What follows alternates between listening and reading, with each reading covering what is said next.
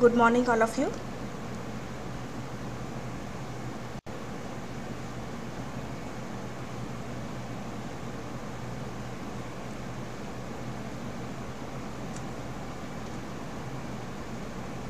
So, am I audible?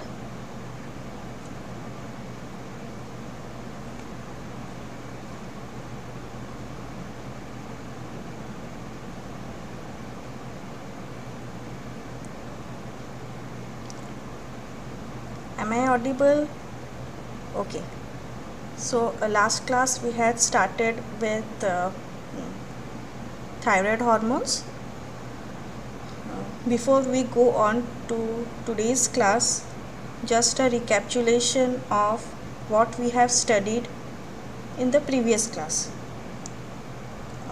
Thyroid gland is the largest endocrine gland, which consists of two lobes joined together by isthmus. It's located on either side of trachea and it is just below the larynx. Blood supply is via your superior and inferior thyroid arteries, and the venous drainage by your external jugular vein. Nerve supply by your autonomic nerves. So you have blood supply from superior and inferior thyroid arteries, venous drainage from your external jugular vein, and nerve supply from your autonomic nerves. Then coming to the histology, presence of follicles are there, which are lined by your follicular cells, again made up of cuboidal epithelial cells. The follicular cavity is filled with your thyroglobulin, and the follicular cells will secrete your T4 and T3. Now the next was synthesis of thyroid hormones. Very important, may come as a question, and it consists of 6 important stages or steps, starting with your iodide trapping.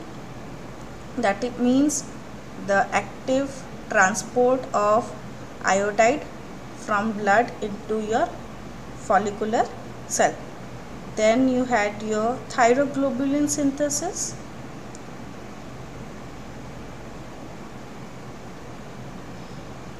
That means the endoplasmic reticulum and Golgi apparatus, they synthesize and secrete thyroglobulin. Then what happened to the iodide present?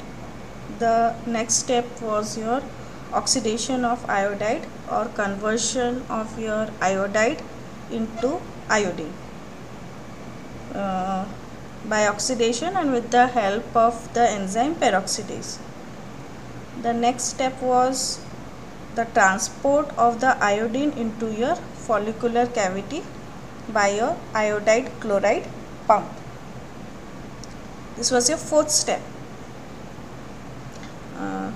Fifth step was your iodination of tyrosine. That means your combination of iodine with tyrosine by the enzyme iodinase.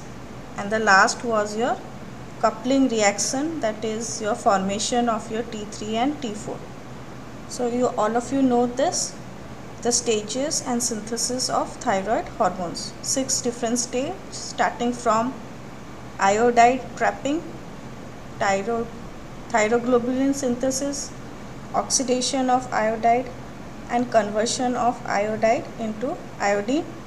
Then you had your transport of iodine into your follicular cavity, iodination of tyrosine, and last your coupling reaction. So tyrosine plus iodine gives your MIT, that is your monoiodotyrosine. MIT plus iodine gives your diiodotyrosine or your DIT.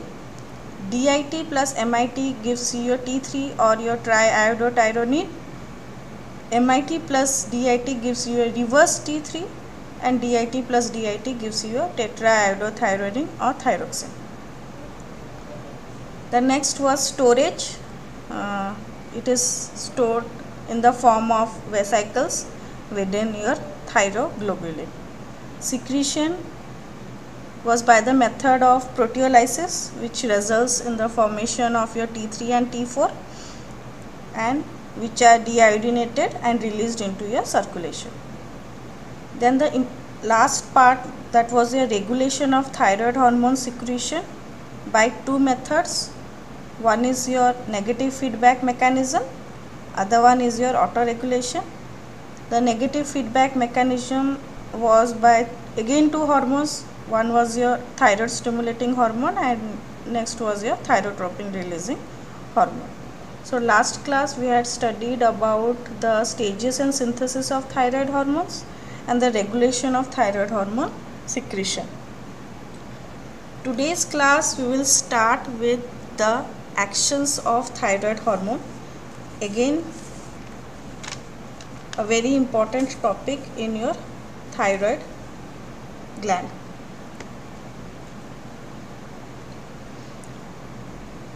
The first one, effect on growth and tissue development. So, thyroid hormones have two major effects on body. First one, it will increase the basal metabolic rate, and the second one will stimulate the growth in children.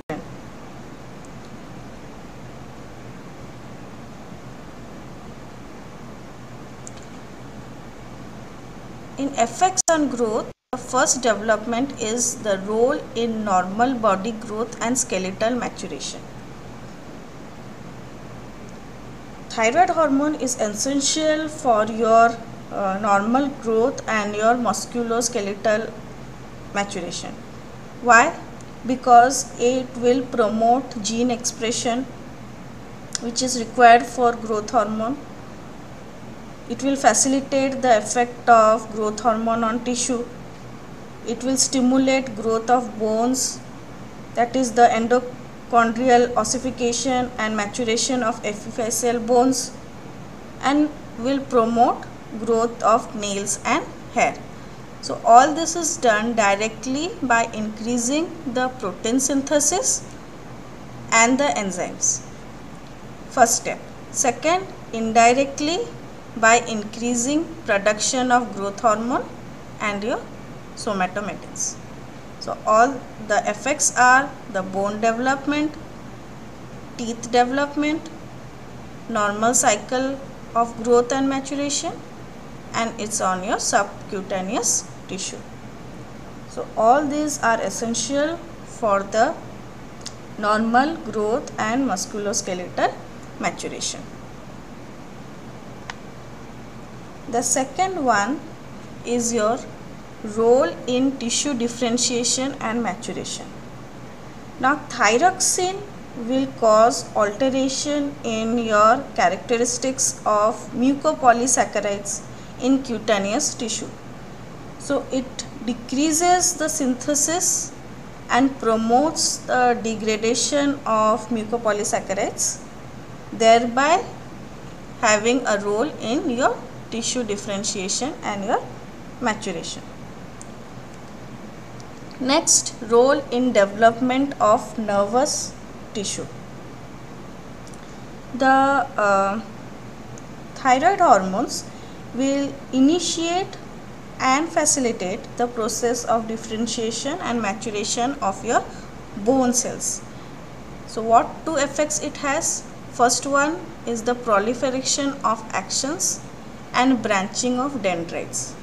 Next, very important part that it plays is on the role in your myelination of your neurons.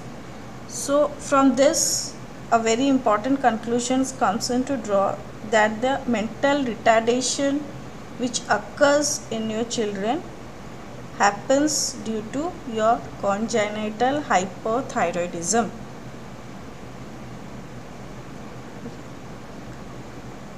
The next is your effect on your metabolic rate in general, that is your BMR. So action that increases the BMR is called as your cholinergic effect. And in hyperthyroidism, BMR increases by 60 to 100% above your normal, and in hypothyroidism BMR decreases by 20 to 40% below normal. Thyroid hormones metabolic, it stimulates the metabolic activities and increases the basal metabolic rate of oxygen consumption and heat production in most of the tissues, except you have your brain, retina, gonads, lungs and spleen. So the thyroid hormones has effect by increasing the basal rate of oxygen consumption and heat production, except in your brain, retina, gonads, lungs and spleen.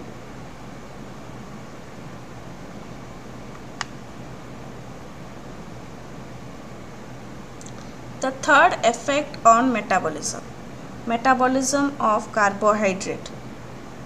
Now thyroxine will increase the absorption of glucose from GI tract, enhances glucose uptake by your cells by accelerating transport of glucose through cell membrane, and increases breakdown of glycogen into glucose, accelerates your gluconeogenesis. All this altogether have in the effect on your carbohydrate metabolism. So you have carbohydrate metabolism, you have fat metabolism, you have protein metabolism, and how thyroid hormone affects all this metabolism along with your other metabolisms. We will see here effect on metabolism. Next, coming down to your effect on fat metabolism. Why this is important? Because hypothyroidism is caused by your increased plasma cholesterol level.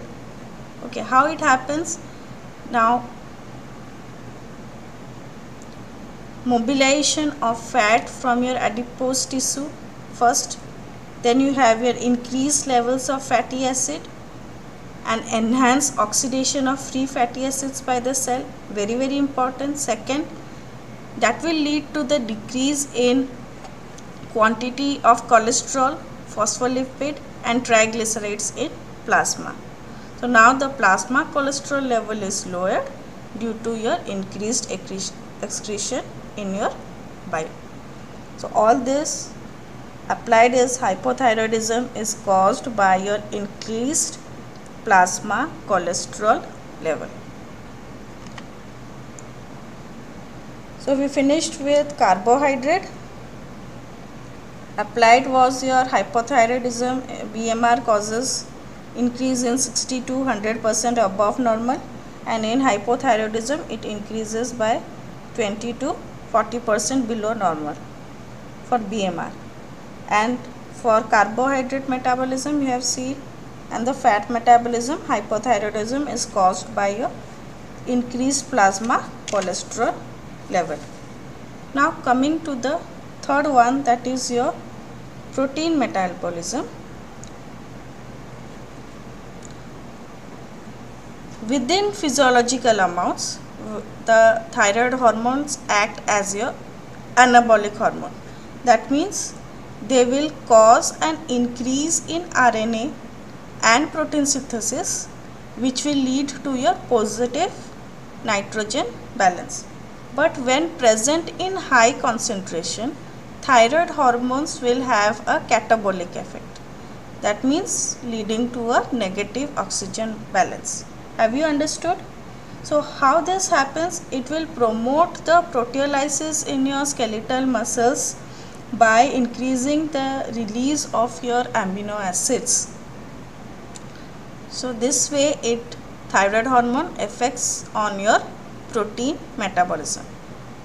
In normal range it functions as an anabolic hormone, and in high concentrations it functions as your catabolic hormone.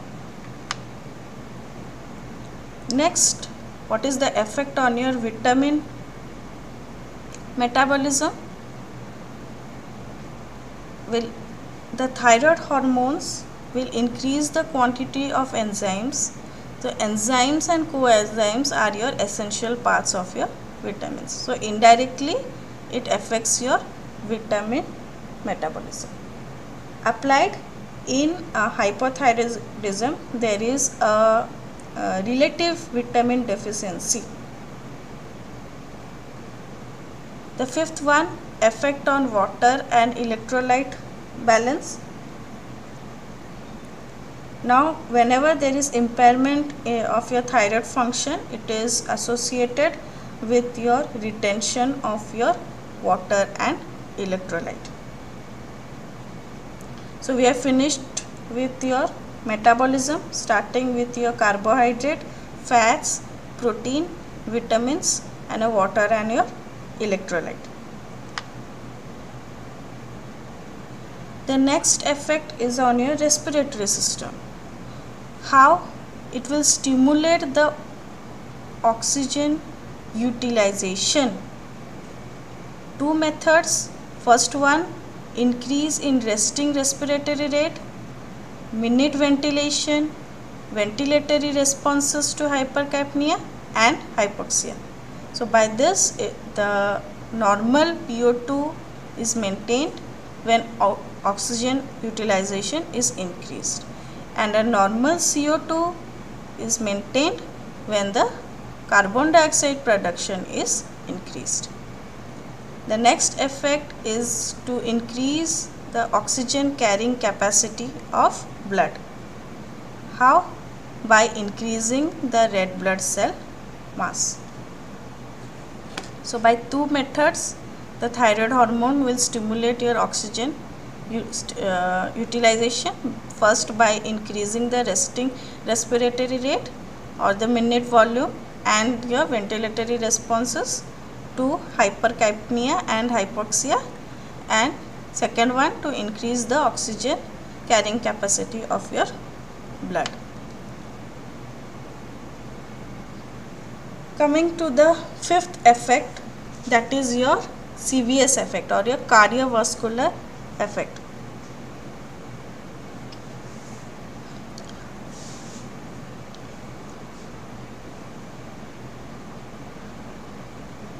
So you may be indirectly asked a question about what is the effect of your thyroid hormone on your CVS. So this is important and it has many sub-steps or subdivisions. First one, starting when increases the thyroid hormone will increase the cardiac output, which will ensure sufficient delivery of your oxygen to your tissues. Tachycardia, that means it increased heart rate. It's a very important physical sign which is used by your clinicians to address the function of your thyroid gland. So there will be increased heart rate. Now force of cardiac contraction is also increased by moderate increase in your thyroid hormone. So first one is your increased heart rate, next is your increased force of cardiac contraction. Cardiac output, whenever there is increased blood volume, increased heart rate and your increased force of contraction, the cardiac output will be increased. On blood pressure, on systolic blood pressure, it will be increased because due to the increased strength and rate of your heartbeat, and in your diastolic blood pressure it will be decreased due to your peripheral vasodilatation. So for your diastolic blood pressure, it results in an increased pulse pressure, but the mean arterial pressure is unchanged. So for your systolic blood pressure, it is increased and your diastolic blood pressure is decreased.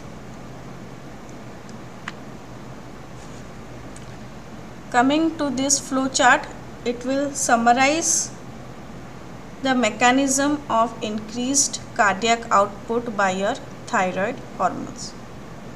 It has two effects. One is your direct effect, other one is your indirect effect.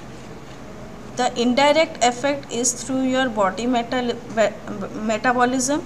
That is, whenever there is increased body metabolism, that means it will increase your body temperature, that it will decrease your diastolic pressure and decrease the peripheral resistance, which will decrease the afterload, resulting in your increased cardiac output. But if there is direct effect, it is through your increased beta receptors or the activation of your alpha MHC complex. So the increased beta receptors numbers and their sensitivity in your SA node to your catecholamines will lead to tachycardia, which will increase your cardiac output. The activation of MHC and the beta receptors and the G proteins, cytoplasmic calcium ATPase in cardiac muscles will increase your myocardial contractility, and that will increase your stroke volume, which will lead to your cardiac output.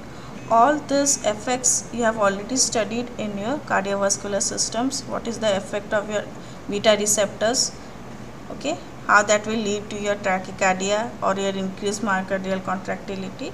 So this you have studied. So the thyroid hormones have two different effects. One is to your direct effect through the receptors and indirect effect through your body metabolism. Now coming to the fifth point, that is your vasodilatation and increased blood flow to tissue. Again by two mechanisms. Indirect mechanism, which will cause your rapid utilization of oxygen and the increased production, thereby increasing your heat and carbon dioxide. This will cause vasodilation and increase in the blood flow to the tissues, mainly your skin, muscles and your heart. That is your indirect mechanism that you have seen it now, just the previous slide. The direct mechanism is through your systemic vascular resistance by dilating the arterioles in your peripheral circulation. So we have finished with the effects on CVS or your cardiovascular system. Coming to the effects on your nervous system. First, effect on the development of the nervous system up to 1 year of life. It is a very crucial period for the development of nervous system. After that, effect on functioning of the nervous tissue in adults. Now the T4 will enhance wakefulness, alertness, responsiveness to various stimuli such as your auditory sense, awareness of hunger, memory, learning, etc.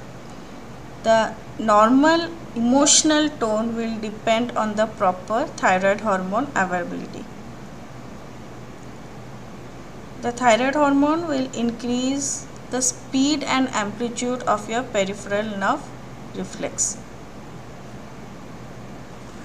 So development mainly up to the age of 1 year, then the other nervous functions after your adulthood. The next effect is on your GIT. 3 will increase the appetite, thereby increasing the food intake, then increase in rate of secretion of digestive juices and increase in motility of GIT. For your nervous system, thyroid hormone deficiency in your infants will cause mental retardation, sometimes leading to your defective myelination, because I told you it is very important for your myelination and the abnormal development of your synapse. Okay. How? Because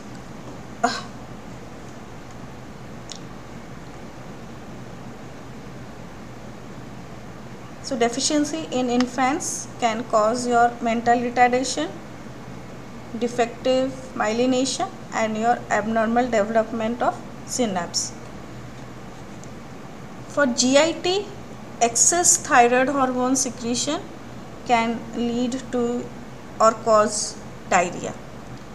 Okay, how? Because increase in appetite and increase in food intake will increase the rate of secretion of your digestive juice and increase in motility of your GIT. The eighth one, that is the effect on your reproductive system. For males, the lack of thyroid hormones will lead to loss of libido, and the excess of thyroid hormones will cause your impotence. In females, lack of thyroid hormones will cause your menorrhagia and polymenorrhagia, leading to irregular periods or even amenorrhea. The last two effects of thyroid hormone, that is one on the other endocrine glands. For pituitary, production of growth hormone is increased and prolactin production is decreased. Adrenocorticoid secretion of cortisol is stimulated, but the plasma free cortisol level will remain your normal. Estrogen and androgen ratio in males is increased and the parathyroid hormone is decreased, and a compensatory consequence of effects of the thyroid hormone on bone reabsorption. This we will study in your next topic, parathyroid hormone. The effects of kidney, the renal plasma flow, GFR, tubular transport maximum for a number of substances are increased by your increased thyroid hormone. So together we have seen 10 different mechanisms, starting with your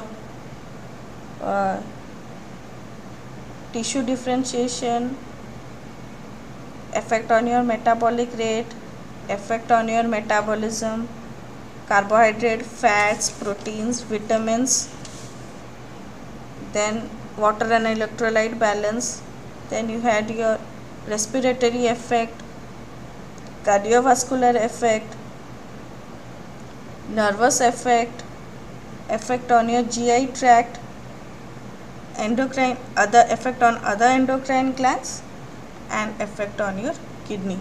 To sum up, we have a table here which will give you the summary about the effect of thyroid hormones.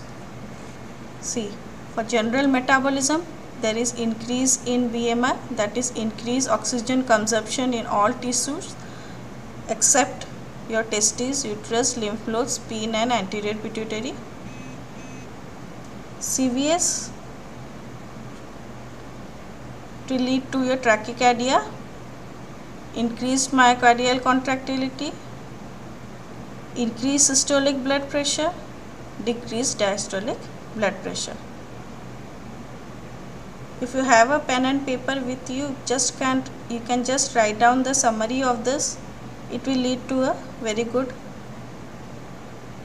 sum up for all that we have studied the effects of your thyroid hormone. For CNS, it is required for your brain development, bone in the skeletal development and the increased growth, muscles, that is increased expression of your MHC gene and your protein catabolism. For adipose tissue, increased lipolysis. GIT stimulates the GI motility, increase your appetite, increased carbohydrate absorption. And for reproduction, it is for your follicular maturation and ovulation.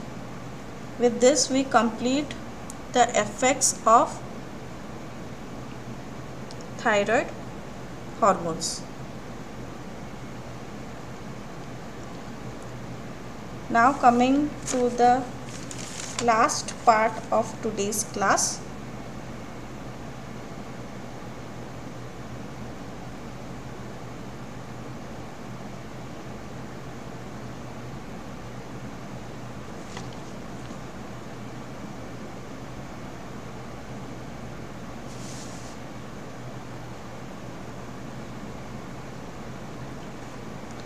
that is the applied aspects of thyroid gland.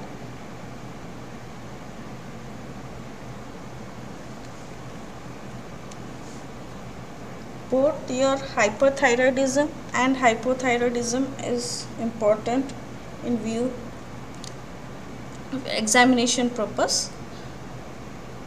Hyperthyroidism, what is it?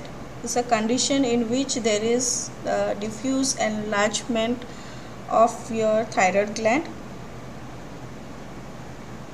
which is associated with a condition called as your exophthalmos, and it occurs due to your hypersecretion of thyroid hormones from thyroid gland. Occurs due to condition termed as your Graves' disease or toxic goiter or your thyrotoxicosis, which is most commonly found in your hyperthyroidism. It is an autoimmune disorder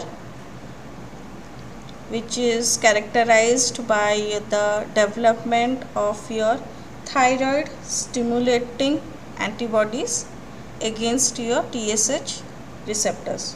So this will lead to a very high level of your plasma T3 and T4.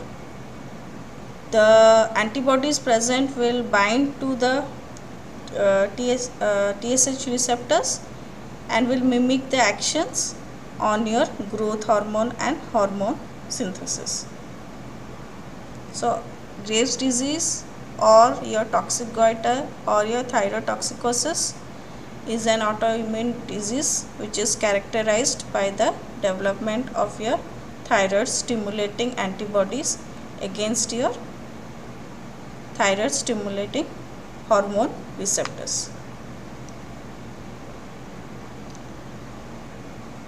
See the diagram of a patient suffering from your Graves' disease.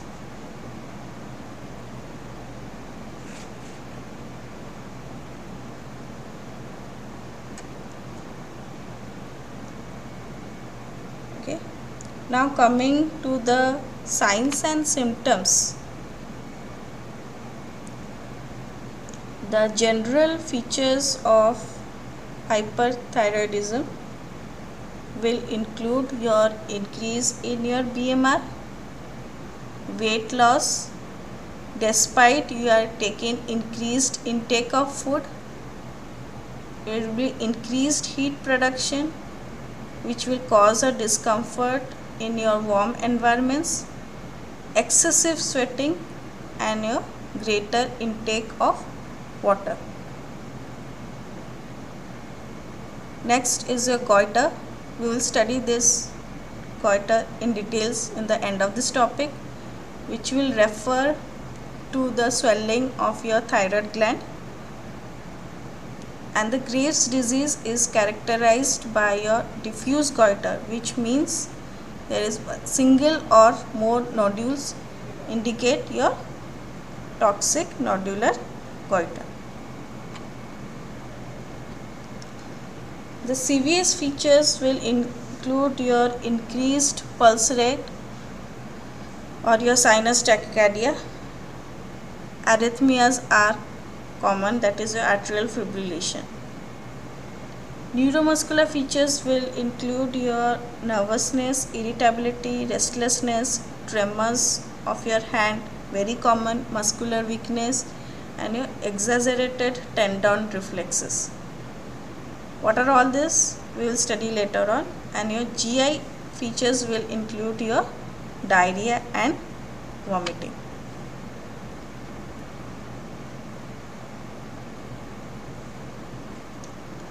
Dermatologic features will include your perspiration, that is your increased sweating, loss of hair and redness of palm.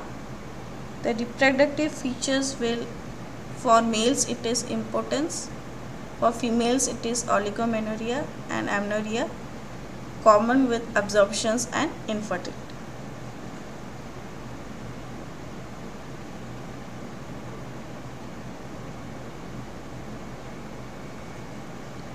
Ophthalmological signs will include lid retardation, producing a staring look that you saw in the previous diagram, or otherwise termed as a exarchromas. See, protruded eye, lid lag and lid retraction.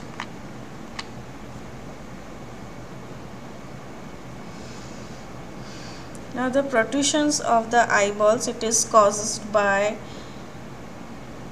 edematous swelling of retroorbital tissue and the degenerative changes in your extraocular muscles. Again, when we will go to the topic special senses, we will study about this extraocular muscles and their degenerative changes there itself. Now just a basics of what is concerned with your thyroid gland. How does this affect your vision? It will lead to blindness because of two reasons. First one is your protrusion of your eyeball, which will stretch and damage the optic nerve, resulting in blindness. And the next one is because of the protrusion of eyeballs, the eyelids cannot be closed completely while blinking or also during your sleep. So this constant exposure of your eyeball to atmosphere will cause dryness of cornea, leading to irritation and infection. Finally, it will result in blindness. Another term we had studied in the beginning of this topic, that is your thyrotoxicosis. What is it? It is the state of thyroid hormone excess which occurs when there is severe hyperthyroidism, as commonly seen in your Graves' disease, toxic multinodular goiter and toxic adenoma. Also, it is seen without your hyperthyroidism, as in thyroiditis, or due to excess in your administration of your thyroid hormones. Again, one more term that you will come across is your thyroid storm. What is it? The patients who are suffering from your hypothyroidism will suddenly fall ill, or extreme illness will occur with features such as your high fever, tachycardia, restlessness.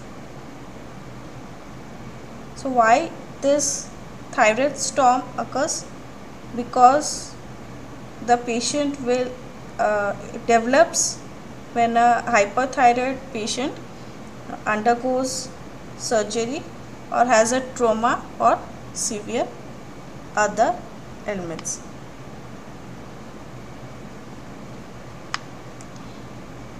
Investigation for your hyperthyroidism: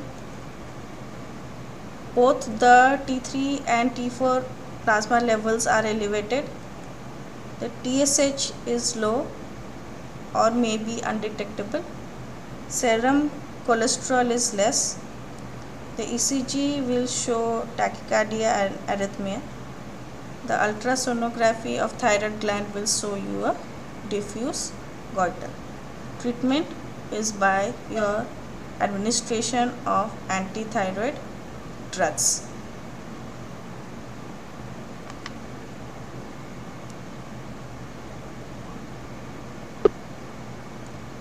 The next applied aspect is your hypothyroidism, or the syndrome caused by the low levels of thyroid hormones. It is divided into two types, primary and secondary. Primary is caused by the disorder related to your thyroid gland, and secondary is caused by the diseases of your anterior pituitary and hypothalamus.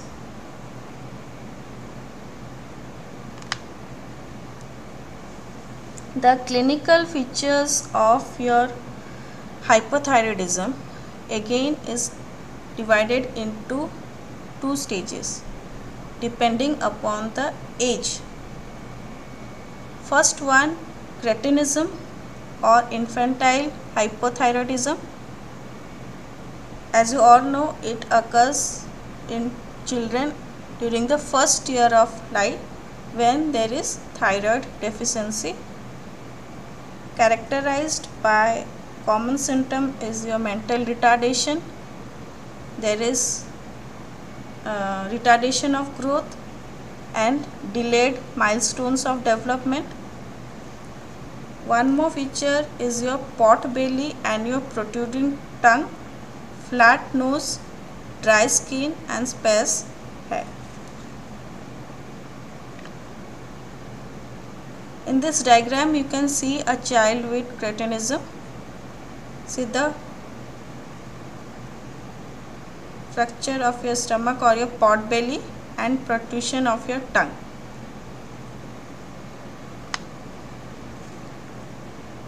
At adolescence, if hypothyroidism continues, it is characterized by your short stature, poor performance at your school, delayed puberty and sexual maturation. Now, what is the difference between a cretin and a pituitary dwarf? Okay. In cretinism, there occurs mental retardation and the body parts are disproportionate. But in dwarfism, development of the nervous system is normal and the body parts are proportionate. The reproductive function for cretinism is affected, but in dwarfism it is normal. So what is the difference between a cretinism and a pituitary dwarf? In cretinism there is mental retardation. In dwarfism the nervous system functions is normal. For cretinism the body parts are disproportionate, but in dwarfism the body parts have a proportionate. In the reproductive function, in cretinism it is affected and in dwarfism it is normal. Again a child having cretinism, short stature, pot belly and idiotic look. Now coming to the adult hypothyroidism or myxedema, that is hypothyroidism in adults, which is generally characterized by your edematous appearance. Signs and symptoms: general features, tiredness, weight gain without any appreciable increase in your calorie intake, decrease in heat production, lower body temperature, intolerance to cold and decreased sweating. Cardiovascular feature: common is your bradycardia. You can see here a patient or a hypothyroid patient has myxedema, puffy face with coarse hair on head. The neuromuscular features will include movements, speech, thought are slowed down, which will lead to lethargy, sleepiness, delayed relaxation of your ankle jerks, aches and pains are common. Pressure palsy of your peripheral nerves, you can see the carpal tunnel syndrome.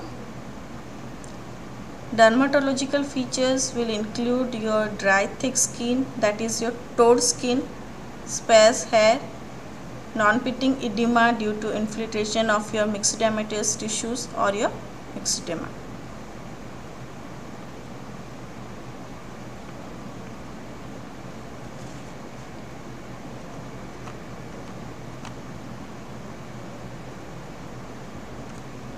So your hypothyroidism,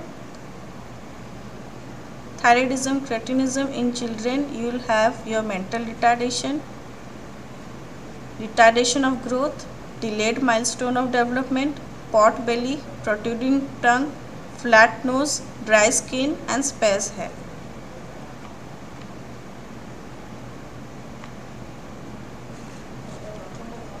In adult hypothyroidism, that is a myxedema, there will be tiredness, decreased heat production, weight gain, bradycardia, movement, speech and thought are slowed down, lethargy, sleepiness, delayed relaxation of your ankle jerks, dry thick skin, sparse hair, non-pitting edema. The reproductive features will include your common features are menorrhagia and infertility, and less commons are your impotence. GI features will include your constipation, and hematological features will lead to anemia. So these are the signs and symptoms of hypothyroidism in your adults. Okay, so we have concluded with today's. Again, a patient suffering with myxedema, puffy face, thick lips. Okay, so we have completed with hyperthyroidism and hypothyroidism. Investigation for your hypothyroidism, the T3 T4 levels are low, TSH levels are high in primary and low in secondary hypothyroidism, serum cholesterol level are high, and the peripheral blood film will show you a macrocytic anemia.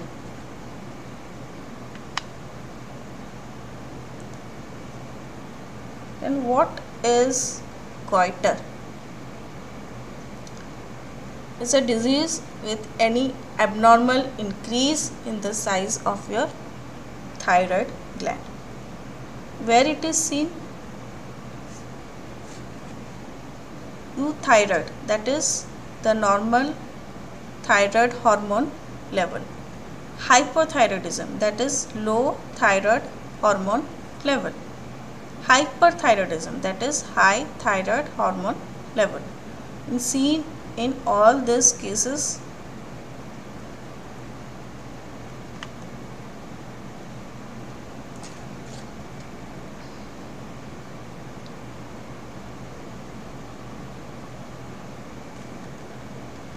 now coming to your goitrogenic substance or your goitrogens. What are they? They will reduce the thyroid hormone synthesis to very subnormal level. So the TSH secretion will increase, which will produce hypertrophy of your thyroid gland and thereby causing your thyroid enlargement or your goiter. What are these substances? It includes your thiocyanates, nitrates and drugs such as your thyrouria and thyrouracil. The plant foods such as your cabbage, cauliflower and turnip also contains your goitrogenic factors, mostly your thiocyanates. These are the substances that interfere with the production of thyroid hormone, leading to your thyroid enlargement.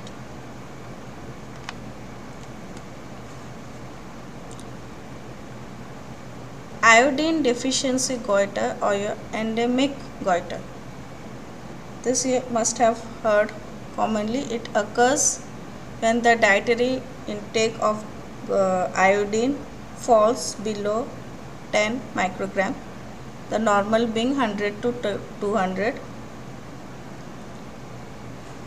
So it decreases synthesis and your secretion of your thyroid hormone, leading to the increased TSH level and proliferation of your thyroid gland tissue, leading to your goiter. Where it is found? In regions which are away from your sea coast, or where the iodine content is less in your water and soil. It is advised for consumption of iodinized salts to overcome this problem.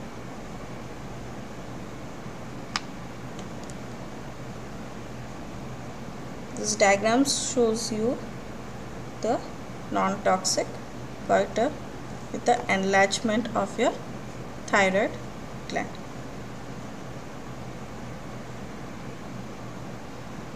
So we have completed with today's topic and we are over with thyroid gland. We have finished the actions of thyroid hormones and the applied aspects of your thyroid gland, that is your hyperthyroidism, hypothyroidism and goiter. So all this, today's class is very important for your examination purpose of view. You have to remember all the functions of your thyroid gland, especially on your CVS and also on metabolism, nervous system, okay, and these three applied aspects of your thyroid gland. So we are over with today's topic. If you have any doubt in today's class, you can ask me. You are able to hear?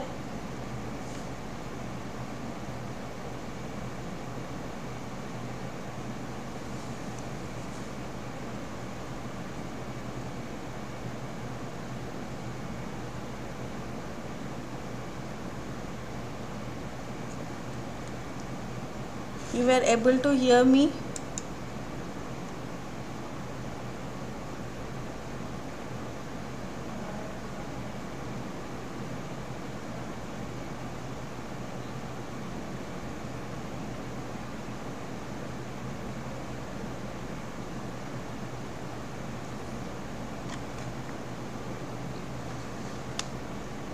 So we have completed the topic thyroid gland, starting with the general anatomy, histology, then the different types of thyroid hormones, synthesis of thyroid hormones, storage of thyroid hormones, secretion of thyroid hormones, what is the regulation of thyroid hormone secretion.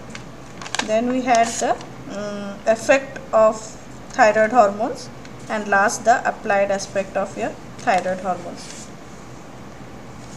So any doubt you can ask me, otherwise we will complete this topic today. The next topic for you will be your parathyroid hormone,